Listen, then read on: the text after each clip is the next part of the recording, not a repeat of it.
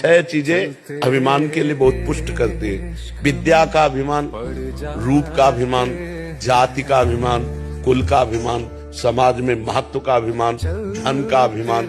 ये सट कंटक देखे जहां रहे न भक्ति निदान। ये 6 प्रकार का अहंकार जहां जागृत होता है वहां भक्ति महारानी कदम भी नहीं रखती है। वो केवल स्वांग करेगा संसार के रिझाने के लिए। शुद्ध भक्ति वहां प्रकाशित नहीं हो सकती जहां अहंकार। महाराज जी, क्या जीवन में केवल दुख ही हो तो ही भगवत भक्ति में वृद्धि होती है? किसका प्रश्न है? हाँ, जरूरी है। भगवान कृपा करें और हमें दुख दें, जिससे हमारी अंदर की वासना नष्ट हो और उपासना शुरू हो जाए। जब तक दुख नहीं पड़ता तब तक शरणागति नहीं होती।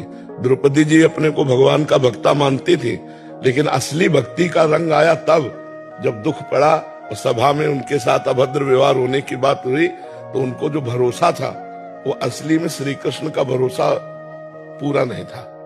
पहले पतियों का था, फिर समाज का था, फिर अपना था और बाद में श्री कृष्ण का था। नहीं था। ये पता कैसे चला? जब दुख आया तब पहले पतियों में भरोसा गया, फिर भीष्म आदि में भरोसा गया, फिर अपने हाथ से पकड़ा और जब देखा कि अब नहीं तब त्राहि माम, हे द्वारिकाधीश, हे श्री कृष्ण, भगवान वस्त्र रूप में यहीं प्रकट हो गए। और हमें लगता है विपत्ति और दुख ये वो अमृत है जो भगवान से मिला देता है। यदि सत्संग हो तो, शर्त है यदि सत्संग हो तो, नहीं तो विपत्ति और दुख सबको प्राप्त हो रहा है, वो उसकी निवृत्ति के लिए और पापाचरण कर रहा है। अगर सत्संग हो तो विपत्ति और दुख भगवान से निश्चित मिला देता है। कि व्हाट इज स्पिरिचुअल लाइफ?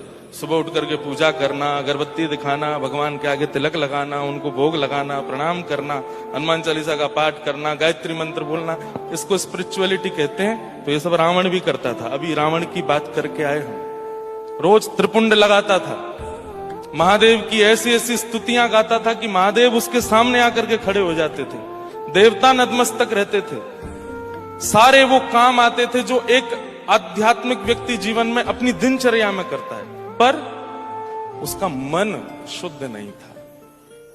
और मन शुद्ध ना होने के कारण आज तक भी, ब्राह्मण होने के बाद भी, आज भी हर दशहरा पर भारत के कितने दशहरा मैदानों में उसको जलाया जाता है।